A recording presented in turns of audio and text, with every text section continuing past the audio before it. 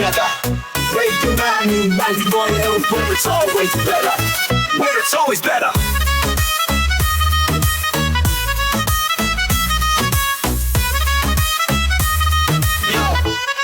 Yo, सुबह का सूरज या शाम का रंग, we bring you joy हर जुबान का धन।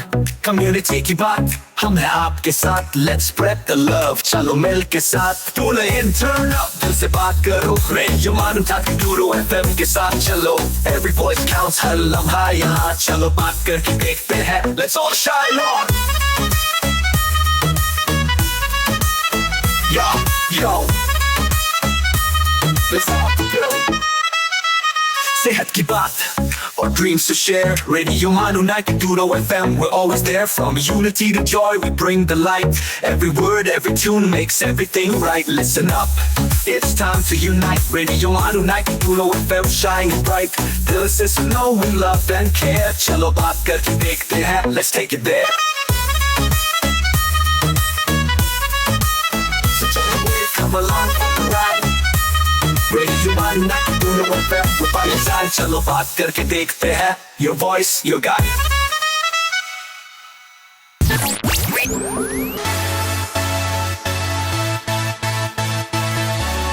You are listening to Radio Manu 90.0 FM. चलो बात करके देखते हैं।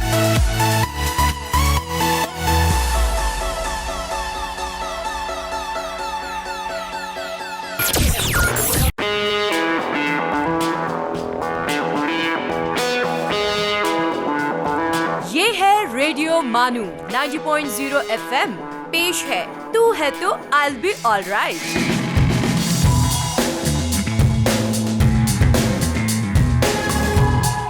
आदाब दोस्तों, आप सुन रहे हैं रेडियो मानू 90.0 FM और मैं हूं आपकी होस्ट आरजे श्रद्धा। इस्तकबाल है आप सबका हमारे खास हेल्थ शो तू है तो I'll be alright में, जहां हम बात करते हैं सेहत, अवेयरनेस और हेल्दी लाइफस्टाइल की।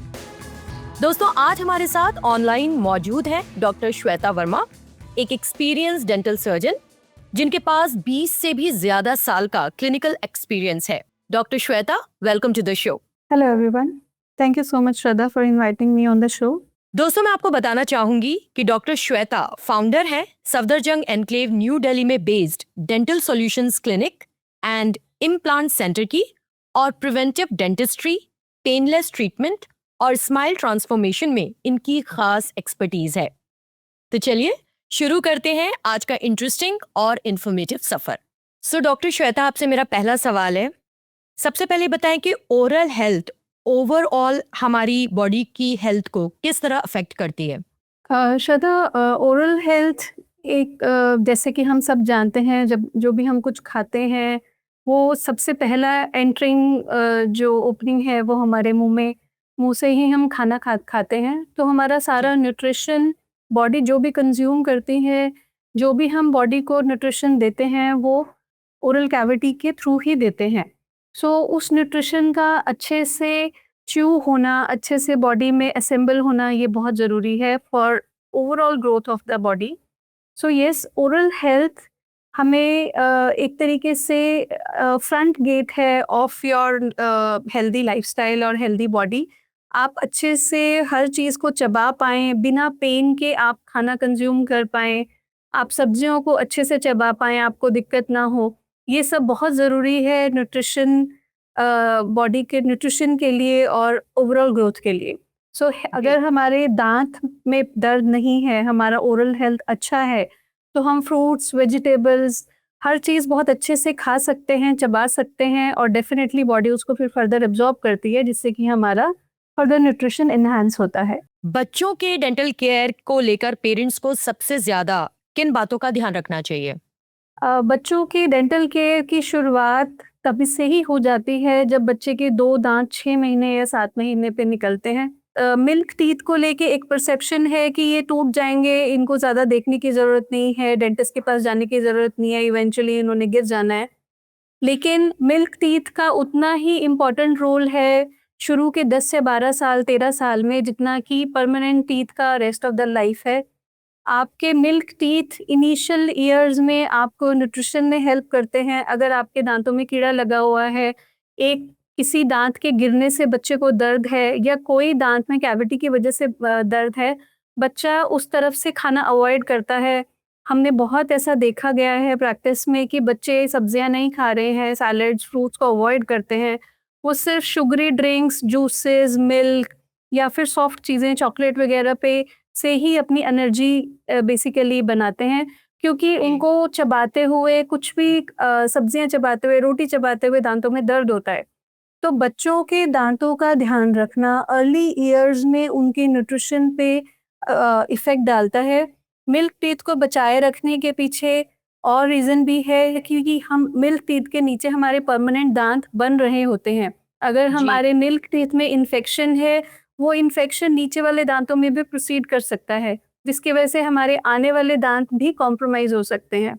सो मिल्क टीथ चाहे कुछ साल के लिए ही हमारे पास हों, लेकिन उनको वैसे ही संभालना चाहिए जैसे कि हम अपने परमानेंट दांतों को संभालते हैं, क्योंकि वो फाउंडेशन है परमानेंट टीथ के आने का। और इनिशियल ईयर्स में 10 से 13 साल के बीच में बच्चे को अच्छा न्यूट्रिशन देने का। और अर्ली जी। ईयर्स में ही अगर आप डेंटल हेल्थ को ओवरऑल हेल्थ की तरह ध्यान देते हैं, आप उस पे तवज्जो डालते हैं, तो बच्चा भी फ्यूचर में दांतों की केयर की तरफ ध्यान देता है। सिर्फ बिल्कुल। ये दांत टूट जाएगा या इस दांत के जाने से मेरी लुक पे कोई फर्क नहीं पड़ेगा, ये सब चीजें बच्चे के माइंड में अगर अर्ली ईयर्स में आती हैं, तो देखा गया है कि लोग दांतों का केयर फ्यूचर में भी अच्छा नहीं करते हैं। ये बहुत ही इम्पोर्टेंट आपने जो ये जानकारी दी हमें, इसलिए क्योंकि एक मिथ है कि वो तो दूध के दांत हैं, Yes. तो 32 हाँ, के साथ-साथ वो 20 दांतों का भी ख्याल आपको करना है। बिल्कुल, बिल्कुल, इक्वली जी। इम्पोर्टेंट। अच्छा, हम रोज़ ब्रश तो करते ही हैं, लेकिन क्या लोग जनरली ब्रशिंग करते समय भी कुछ कॉमन मिस्टेक्स करते हैं? हुँ, बिल्कुल। ब्रशिंग को लेके जैसे अगर हम बच्चों से शुरुआत करें, तो बच्चे ब्रश को एक टॉय की तरह यूज़ करते हैं। ऐसा देखा गया है कि सारे सरफेसेस बच्चे अच्छे से क्लीन नहीं कर पाते, बिकॉज़ ऑफ़ कोर्स वो बच्चे हैं। तो पेरेंट्स का गाइडेंस, पेरेंट्स की सुपरविज़न या once in a while parent help करें दांतों को ब्रश करने में, ये बहुत ज़रूरी है। अगर हम बड़ों की बात करें, तो नॉर्मली ये टेंडेंसी होती है कि लोग सामने वाले दांतों पे या दांतों के फ्रंटल सरफेस को ही चमकाते हैं। जो हमारे जीभ के नीचे दांतों का सरफेस है या जो पैलेट पे हमारा इंटरनल दांतों का सरफेस है, उस पर लोग ब्रश नहीं करते हैं, क्योंकि उससे या तो उनको उकाई आती है या खाना खाते हुए जो दांतों का सरफेस है वो जीभ से ढक जाता है। सो अगर आप डेंटिस्ट से मिलते हैं, तो हम आपको ब्रशिंग टेक्नीक बताते हैं, सरफेसेस के बारे में बताते हैं कि ये सरफेसेस आपके अच्छे से क्लीन नहीं हैं। दूसरा, डेंटल फ्लॉस एक चीज़ है जो नॉर्मली ऐसा सोचते हैं कि रिच लोग करते हैं, या ये जैसे नॉर्मल लोग उसको यूज़ नहीं करते हैं फ्लॉस को। फ्लॉसिंग इक्वली इम्पॉर्टेंट है, क्योंकि दांतों के बीच का जो सरफेस है, वो ब्रश अच्छे से क्लीन नहीं कर पाता है। दो दांतों के बीच में जो एरिया है, वहाँ पे खाना अगर फंसता है, बैक्टीरियल एक्यूमुलेशन है, उसको हम फ्लॉस से ही निकाल सकते हैं। फ्लॉसिंग अगर हम करते हैं रेगुलरली, सो हमारी ओवरऑल डेंटल हाइजीन में 40% बेनिफिट हमें मिलता है। और अगर हम फ्लॉस नहीं करते हैं, तो 40% बैक्टीरिया हमारे दांतों में रहते ही हैं, specially in the interdental area, जिससे कि दांतों के बीच में कैविटी बनना शुरू होती है। ऊपर से हमें लगता है कि हमारे दांत बिल्कुल ठीक हैं, लेकिन अचानक से दर्द शुरू होता है and we get to know कि आपके 2 दांतों के बीच में कैविटी है। सो जी, डेंटल जी। फ्लॉस को हमें रेगुलर बेसिस पे इंक्लूड करना चाहिए।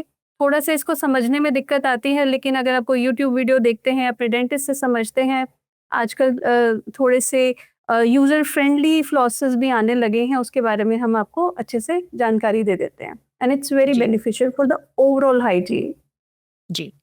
डॉक्टर श्वेता, आजकल यंगस्टर्स में जंक फूड और शुगरी ड्रिंक्स का ट्रेंड है, तो इसका टीथ पर क्या इफ़ेक्ट होता है?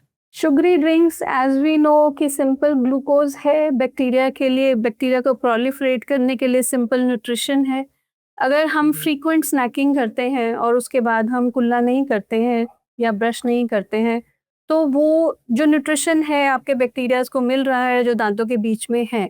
सो कैविटी बन होने का चांस डेफ़िनिटली बढ़ता है। ज़्यादा है। जी, जी। दूसरा एक और चीज़ कि शुगरी चीज़ें फ्रीक्वेंट स्नैकिंग, नॉर्मली जब हम पूरे दिन में खाना खाते हैं, सपोजिंग हमने ब्रेकफास्ट 8 o'clock किया और हमने लंच 1-1:30 बजे किया, तो इन बिटवीन अगर हम कुछ ज़्यादा कुछ नहीं खा रहे हैं तो हमारे बोलने से, हमारे मसल मूवमेंट से, हमारे जीभ की मूवमेंट से भी दांत साफ होते रहते हैं।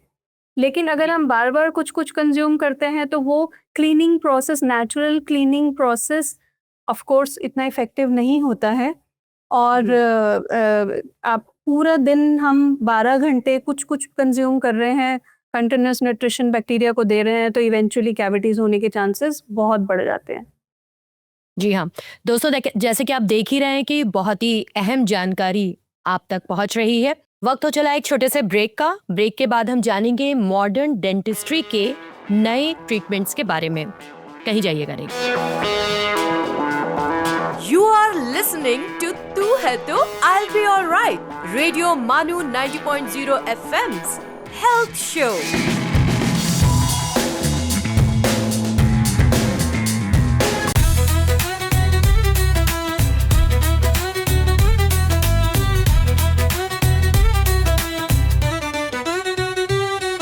आप सुन रहे हैं रेडियो मानो 90.0 FM, एक community radio station. So join the wave, come along for the ride. Radio Manu 90.0 FM, we're by your side. चलो बात करके देखते हैं. Your voice, your guide.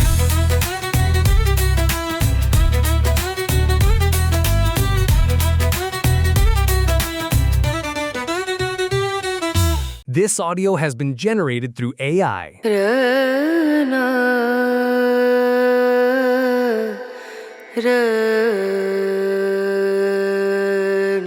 ये है रेडियो मानू 90.0 FM।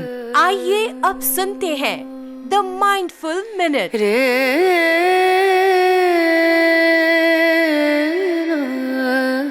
The best time for planning a book is while you're doing the dishes. Agatha Christie.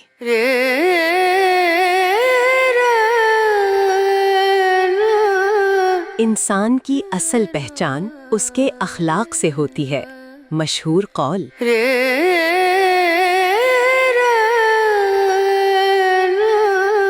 शिक्षा वो आईना है जो आपकी असाधारणता को प्रकट करता है, मार्क ट्वेन।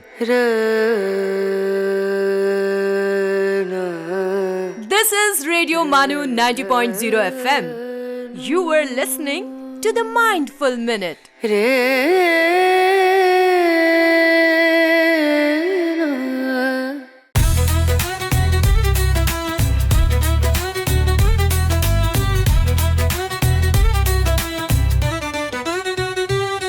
सेल्स, मार्केटिंग और ब्रांड प्रमोशंस के लिए हमसे राब्ता करें radiomanu@manu.edu.in पर। So join the wave, come along for the ride. Radio Manu 90.0 FM, we're by your side. चलो बात करके देखते हैं. Your voice, your guide.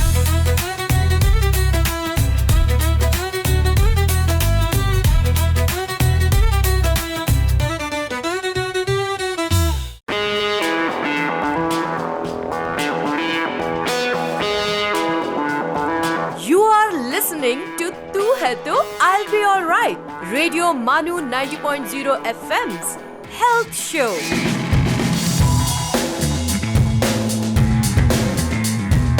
Welcome back दोस्तों। इस सेगमेंट में हम जानेंगे मॉडर्न डेंटिस्ट्री और स्माइल मेकओवर्स के बारे में। डॉक्टर श्वेता, मेरा आपसे अगला सवाल। डेंटिस्ट का नाम सुनते ही बहुत लोग नर्वस हो जाते हैं। आज की पेनलेस डेंटिस्ट्री कितनी एडवांस्ड हो चुकी है? डेंटिस्ट का नाम is directly associated with pain. एक तो ये बहुत बड़ा प्रॉब्लम है, और ये प्रॉब्लम इसलिए है क्योंकि जब तक हमें दर्द नहीं होता हम डेंटिस्ट के पास नहीं जाते हैं। अगर हमें कोई दांत में कुछ काला हिस्सा दिखता भी है, वी अवॉइड इट। अगर हमें दिखता है हमारे दांत येलो हो रहे हैं, हमारे गम्स ब्लीड कर रहे हैं, वी अवॉइड इट। तो वो एक्सटेंट कि हम खा ना पाएँ, सो ना पाएँ, और फिर ही हम डेंटिस्ट के पास जाते हैं। अब अगर हम प्रॉब्लम को बढ़ा के वर्स्ट सिचुएशन में विद पेन और इन्फेक्शन डेंटिस्ट के पास जाएंगे, of course we are surgeons, तो हम कुछ सर्जिकल इंटरवेंशन ही करेंगे which will lead to pain. So my first phase of this answer is how to avoid this encounter of pain. आप रेगुलर 6 मंथ्स में डेंटिस्ट के पास विजिट करिए। मैक्सिमम डेंटिस्ट क्या पॉइंट आउट करेगा कि आपके दांतों पे कुछ स्टेन्स हैं, यहाँ पे कुछ काला काला जमा हुआ है, यहाँ पे कैलकुलस जमा हुआ है, आपके दांत में यहाँ पे हल्का सा काला पोर्शन है जिसको हम नॉर्मली फिल कर सकते हैं। अगर आप रेगुलर डेंटल विजिट्स करते हैं, मैक्सिमम आपको क्लीनिंग करानी पड़ सकती है या normal simple fillings which are painless. जी सो एक हैबिट इंट्रोड्यूस करनी चाहिए, और ये थोड़ा सा टॉपिक मेरे लिए पर्सनल भी है, मैं इसमें बहुत ज़्यादा इंटरेस्टेड भी हूँ, as we have you have also mention preventive dentistry, जी कि आप उस प्रॉब्लम तक पहुँचे ही ना, आप प्रिवेंट करें प्रॉब्लम को। बच्चे छोटे हैं, जब दांत गिरने शुरू होते हैं, डेंटल विजिट्स बहुत एसेंशियल हैं। हर 3 या 4 महीने में आप एक डेंटल विजिट दीजिए। We can monitor the growth of permanent teeth and we can also monitor the shedding of milk teeth. Eventually उसके बाद हर साल या 2 साल में एक बार डेंटल विजिट से आपको सिर्फ क्लीन अप कराना पड़ेगा या सिंपल फिलिंग्स, उससे आप पेन से बच सकते हैं। The second phase of this question is कि painless dentistry. Yes, पहले पेन को लेके थोड़ा नॉर्मली इंजेक्शंस, अगर आप एक्यूट पेन में ही डेंटिस्ट के पास आए हो और उस वक्त हम आपको एनेस्थीसिया देते हैं, इट हर्ट्स अ बिट। लेकिन अगर आप प्रॉब्लम को उतना बढ़ा के नहीं आए हो, तब इतना आपको इंजेक्शन का ज़रूरत नहीं पड़ेगा। हम स्प्रे से भी काम कर सकते हैं, हम लोकल जेल से भी काम कर सकते हैं, इंजेक्शन को अवॉइड किया जा सकता है। अगर इंजेक्शन हम लगाते भी हैं तो अब आजकल कार्ट्रिजेस हैं, फाइन निडल्स हैं, इंजेक्शन उतना पेनफुल नहीं होता है।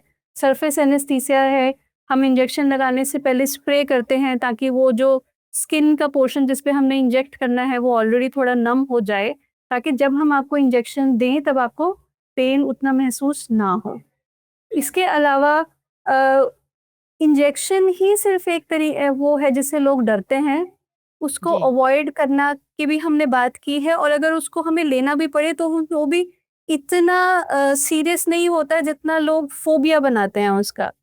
जैसे अगर हम टेटनस शॉट लेते हैं, वो भी हमें it hurts a little bit, उससे भी कम दर्द होता है मुंह में, क्योंकि अगर हम टेटनस शॉट आर्म पे ले रहे हैं या बटक्स पे ले रहे हैं तो स्किन थिक है वहाँ पे, लेकिन अगर हम मुंह में लेते हैं तो म्यूकोजा बहुत नरम है, उतना पियर्सिंग पेन नहीं होता है, और इंजेक्शन का डोज भी बड़ा कम होता है। तो ये एक फोबिया ही है, एक्चुअल में इतना पेन होता नहीं है। जी जी। अच्छा, स्माइल डिजाइनिंग एग्जैक्टली क्या होता है और कौन लोग इस ट्रीटमेंट के लिए सूटेबल होते हैं? स्माइल डिज़ाइनिंग एक बहुत ब्रॉड टर्म है जिसमें बहुत सारे प्रोसीजर्स आते हैं। मेनली अगर हम वर्ड्स पे बात करें तो इट इन्हांसेस और improves your smile.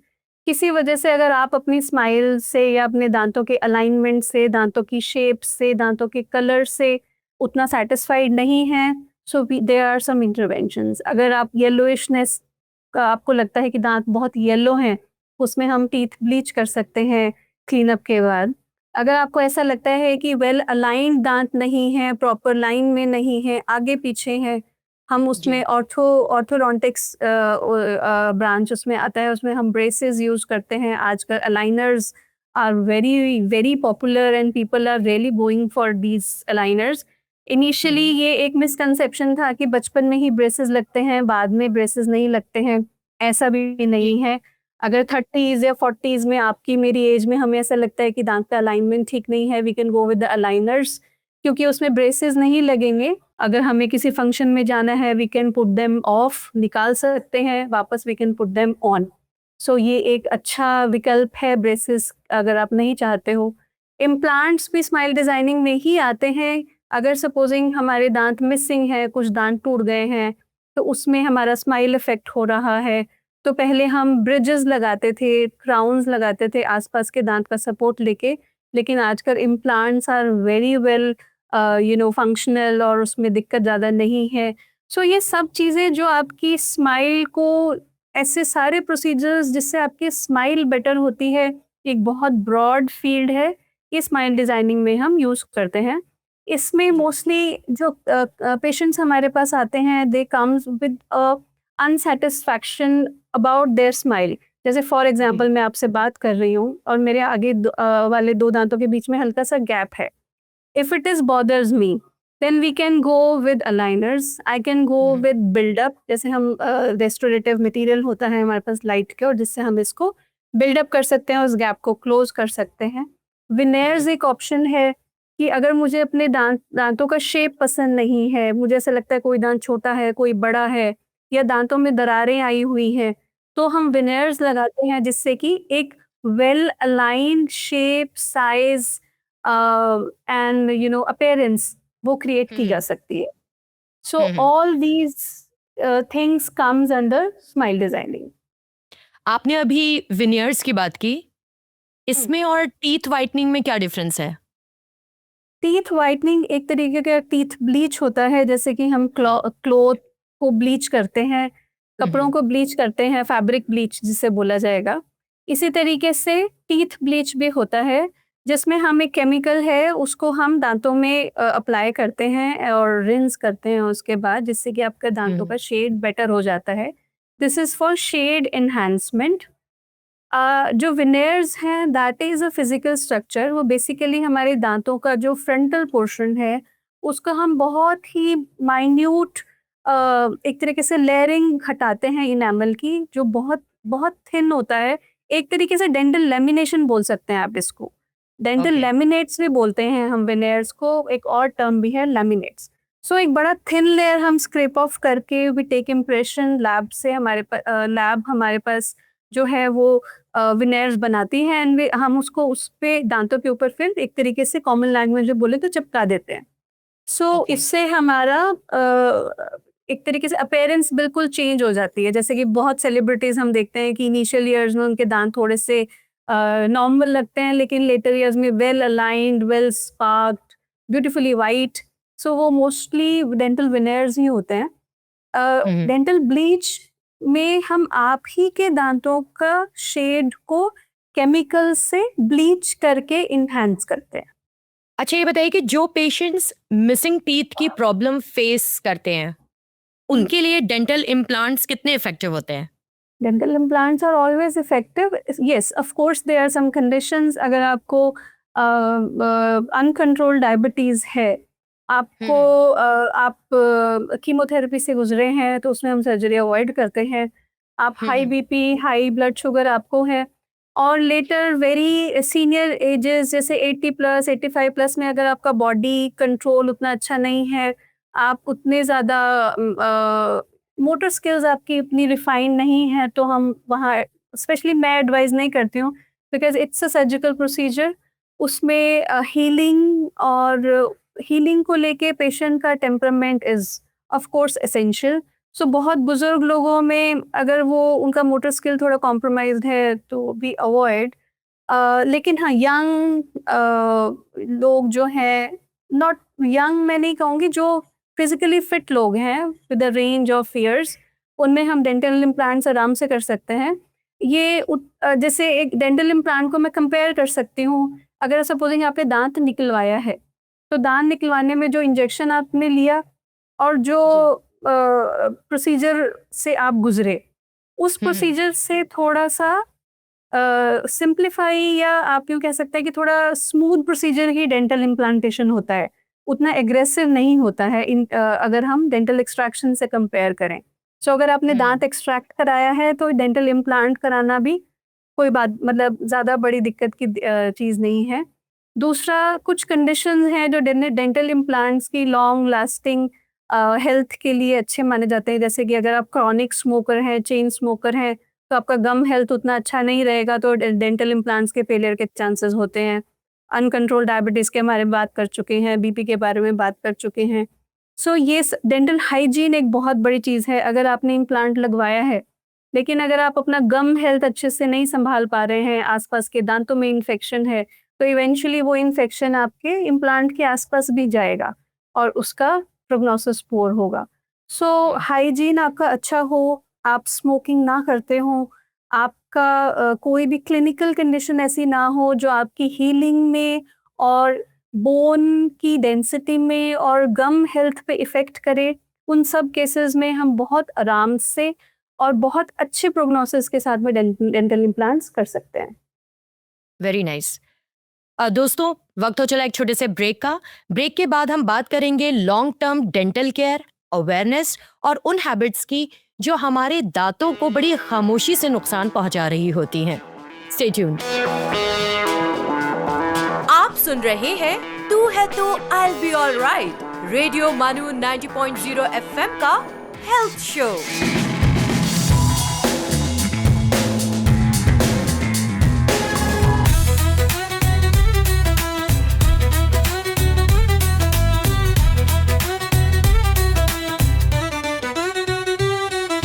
You are listening to Radio Manu 90.0 FM, a community radio station. So join the wave, come along for the ride. Radio Manu 90.0 FM, we're by your side. चलो बात करके देखते हैं. Your voice, your guide.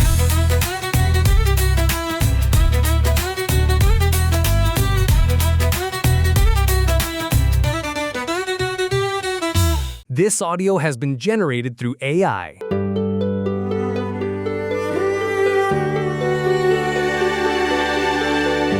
Let's listen to अर्ज किया है। आदाब दोस्तों, आप सुन रहे हैं अर्ज किया है रेडियो मानू 90.0 FM पर। आइए आज मुलाकात करते हैं उर्दू अदब के मशहूर शायर, नक्काद और दानिश्वर सैयद गुलाम भीख नेरंग से।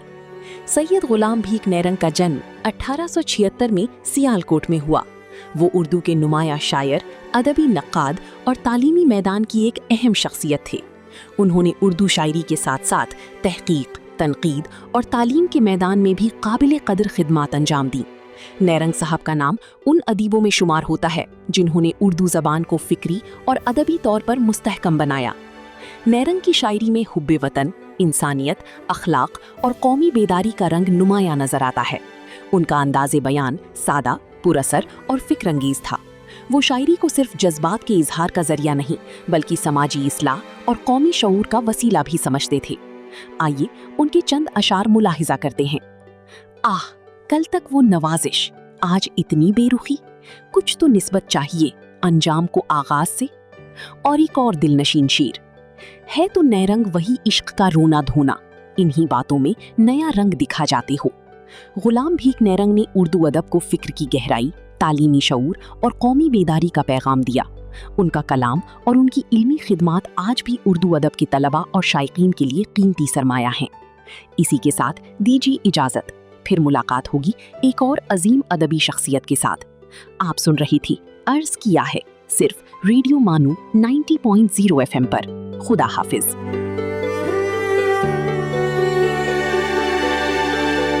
आप सुन रहे थे अर्ज किया है।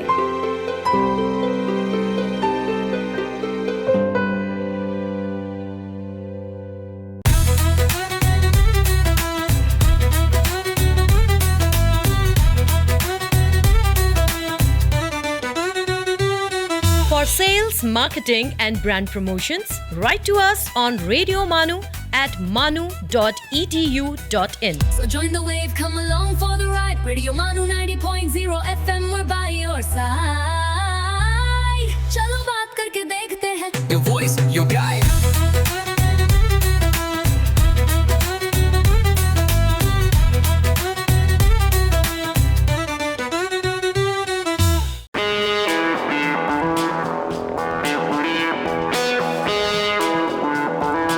सुन रहे हैं तू है तो I'll be alright, रेडियो मानू 90.0 FM का हेल्थ शो।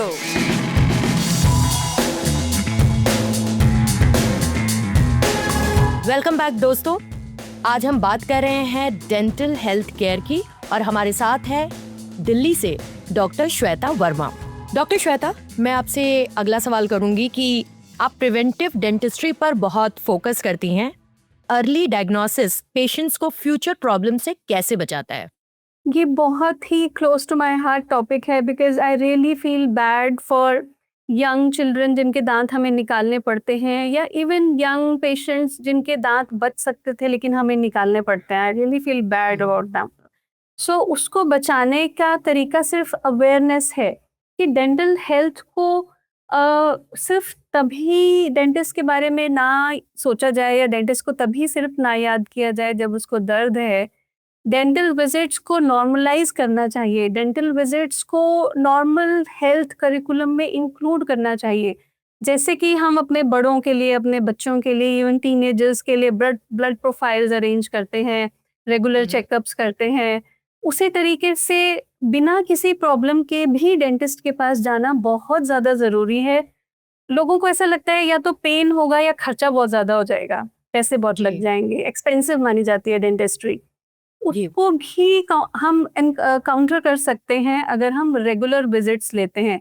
सपोजिंग आप एक डेंटिस्ट के पास जाते हैं, उनका कंसल्टेशन फीस इज 500 और 1000।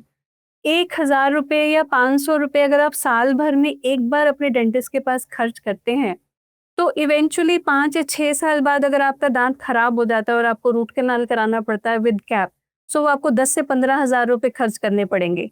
तो it's better to spend 500 per year then 15,000 for a single tooth which you have lost basically.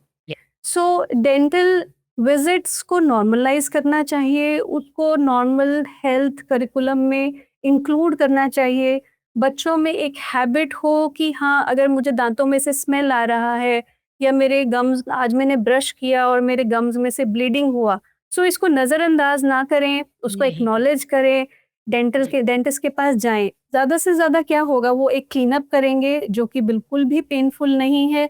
It's like normal cleaning with our tools. और एक डेंटिस्ट के साथ में नॉन पेनफुल रिश्ता बनाना in early years is very much important, जिससे कि letter years में फोबिया की वजह से आप अपने दांतों को खो ना बैठे। क्योंकि अगर आप खोएंगे भी तब भी इवेंचुअली जाना तो डेंटिस्ट के पास ही पड़ेगा। सो बेटर है कि हंसते हुए जाएं और बिना किसी पेन के अपने दांतों को संभालें, क्योंकि enamels is the hardest part और strongest part of our body. उसमें ये ताकत है कि वो 100 साल तक आपके साथ रह सकता है। आप सिर्फ नेग्लिजेंस से उसको खराब कर रहे हो। अगर आप उसको संभालेंगे तो आपके ये दांत 80-90 साल तक आपके साथ रहेंगे इंशाल्लाह। अच्छा, ये बताइए डॉक्टर साहब कि क्या स्ट्रेस और लाइफस्टाइल हैबिट्स भी ओरल हेल्थ को अफेक्ट करते हैं? To an extent. जैसे कि स्ट्रेस को हम स्मोकिंग से रिलेट कर सकते हैं कि अगर आप स्ट्रेस्ड हैं तो आप स्मोक कर रहे हैं, आप अल्कोहल कंज्यूम कर रहे हैं। अल्कोहल में एसिड है जो कि आपके इनामल को नुकसान पहुंचाता है। नॉर्मली ये देखा गया है मेरे एक्सपीरियंस इतने सालों में कि जो लोग मतलब बहुत फ्रिक्वेंटली सोडा पीते हैं, बियर बहुत ज़्यादा कंज्यूम करते हैं, इवेंचुअली उनके दांतों का इनामल एक तरीके से घुल जाता है, केमिकली ही बह जाता है और उनको सेंसिटिविटी दांतों में बहुत होती है।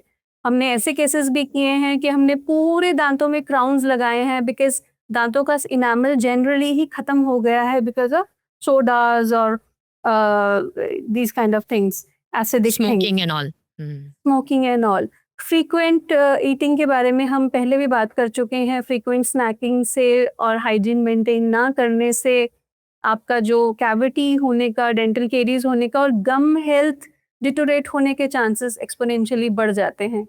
सिर्फ दांत में दर्द होना एक अलग बात है, गम्स जो दांतों को संभालते हैं उनका भी हेल्दी होना इज इक्वली इम्पॉर्टेंट। अगर आपके गम्स में ब्लीडिंग हो रहा है, आपके गम्स, आप कुछ खा रहे हैं तो दर्द कर रहे हैं, छू रहे हैं तो ब्लीड हो रहे हैं, तो वो आपके दांतों को नहीं संभाल पाएंगे, इवेंचुअली आपके दांत लूज हो जाएंगे। आपका बोन हेल्थ जो है वो भी इफेक्ट करता है। अगर आपको क्रॉनिक इन्फेक्शन रहता है, मसूड़ों में गंदगी जमा रहती है, तो आपकी बोन भी डिटोरेट होती है, उसको हम बोन रिजॉर्प्शन बोलते हैं, जिससे कि दांत इवेंचुअली लूज हो जाते हैं। जैसे हमने बहुत लोगों में देखा है, आगे वाले दांत धीरे धीरे हिलने लग जाते हैं और कई बार तो खुद ही बाहर निकल जाते हैं। So of course eating habits, stress leads to smoking, alcohol, frequent snacking. जैसे फीमेल्स में देखा गया है, in the case of stress times they eat a lot. आप चॉकलेट बहुत खा रहे हैं, आप बार बार कुछ खा रहे हैं, आप अपने आप को फूड प्लेजर दे रहे हैं। Food pleasure will lead two of course your oral health deterioration थोड़ा सा होता है अगर आप उसकी तरफ फोकस नहीं है आपका। जी जी। अच्छा, ये बताइए कि सीनियर सिटीजन्स के डेंटल केयर में किन स्पेशल चीज़ों का ध्यान रखना चाहिए? सीनियर सिटीजन्स को लेके बहुत केयरफुल रहना ज़रूरी है। फॉर एग्जांपल मेरे फादर डायबिटिक हैं, he is around 70 years old, so उनका रेगुलर 3 और 4 मंथ्स में एक dental checkup is really required, क्योंकि आपका गम हेल्थ हमें ये भी बताता है कि आपके शुगर लेवल्स कैसे हैं। अगर आपके ब्लीडिंग गम्स हैं, फ्रीक्वेंट ब्लीडिंग आपको हो रहा है, तो इट मीन्स आपका शुगर लेवल्स भी ठीक नहीं जा रहे हैं, अभी भी आपको ज़्यादा है तो भी। और दूसरा सीनियर सिटीजन्स में सर्जिकल इंटरवेंशंस को लेके थोड़ा सा हिचकिचाहट है कि पहला तो वो कराना भी चाहते हैं या नहीं कराना चाहते हैं, क्या उनकी हेल्थ अलाउ करती है सर्जिकल प्रोसीजर्स के लिए, ये भी एक कंडीशन होता है। उनकी और क्लिनिकल जो कंडीशन है बॉडी की, क्या वो सपोर्ट करती है किसी सर्जरी को डेंटल रिलेटेड। तो इसीलिए उन सब को अवॉइड करने के लिए that like we have said कि रेगुलर डेंटल विजिट से छोटी मोटी चीज़ों को हम रेगुलर बेसिस पे डील करें, ताकि ऐसी कोई बड़ी दिक्कत ना आए जिसमें सर्जरी में उनको परेशानी हो या ट्रीटमेंट में उनको परेशानी हो। क्योंकि ओल्ड एज में हीलिंग को लेके भी इश्यूज हैं, पेशेंट कई बार कराते भी नहीं है, they just want to extract their teeth. लोगों को ऐसा लगता है दांत निकलवा देने से प्रॉब्लम खत्म हो जाएगी। एक बार ऐसा हो जाता है जब पेन बंद हो जाता है, लेकिन बट इवेंचुअली आप सीनियर सिटीजन्स में हमने देखा है लोग सैलड्स नहीं खाते हैं, लोग फ्रूट्स नहीं खाते हैं, नॉर्मल दलिया खिचड़ी दाल चावल खाते हैं क्योंकि उनके दांत कम हैं या नहीं है। तो इसीलिए ओवरऑल न्यूट्रिशन पे भी इफेक्ट पड़ता है। अगर आप वेजिटेबल्स, फ्रूट्स, हेल्दी खाना नहीं खाते हैं तो आपका बॉडी भी वीक होता है। सो बिल्कुल। Oral health is not just the teeth which are visible on your face, it actually affects the nutrition of your body. अगर सपोजिंग मैं अपने दांतों से गुआवा खा सकती हूँ, तो गुआवा खाने में मुझे कोई पेन नहीं है, कोई दिक्कत नहीं है, then it's a healthy snack. और अगर सपोजिंग मुझे कुछ भी हार्ड खाने में दिक्कत है तो आई विल प्रेफर कि मैं जूस पी लेती हूँ या मैं कुछ कोल्ड ड्रिंक पी लेती हूँ या कुछ मीठा खा लेती हूँ, उससे एनर्जी तो आ जाएगा बट न्यूट्रिशन नहीं आएगा। बच्चों में और ओल्ड एज सीनियर्स में ये सिचुएशन कॉमन है। बच्चों में भी दांत आ रहे हैं और जा रहे हैं, which leads to a little bit of inconvenience, जिससे कि उनका न्यूट्रिशन इफेक्ट होता है। Similarly in senior citizens also, उनके कुछ दांत जा रहे हैं, कुछ टूट रहे हैं, कुछ उनको दिक्कत है जिससे कि उनका न्यूट्रिशन कॉम्प्रोमाइज होता है।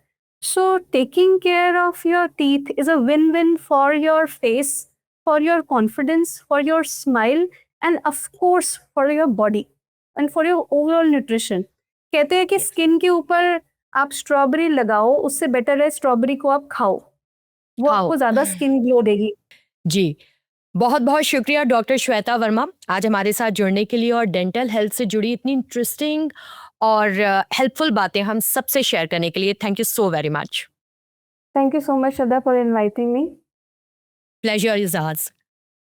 दोस्तों, एक छोटी सी बात, हम अपने दांतों का इस्तेमाल तो बखूबी करते हैं, दिन भर खाते रहते हैं, लेकिन एक डेंटिस्ट के पास तभी जाते हैं जब दांतों का दर्द बर्दाश्त से बाहर हो जाता है। उम्मीद है कि आज की बातचीत से आप जान गए होंगे कि छोटी सी केयर जिसमें प्रॉपर ब्रशिंग और रेगुलर डेंटल चेकअप कितना अहम है, इस पर जोर दिया गया। मैं हूं आरजे श्रद्धा और आप सुन रहे थे हमारा खास हेल्थ शो तू है तो I will be all right. अगली पेशकश तक अपना और अपने अपनों का भी ख्याल रखिए। शुक्रिया, आदाब।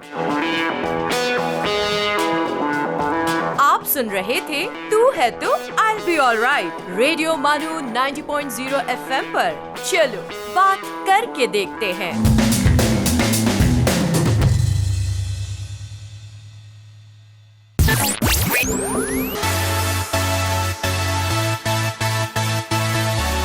दिस इज रेडियो मानू 90.0 FM। चलो बात करके देखते हैं।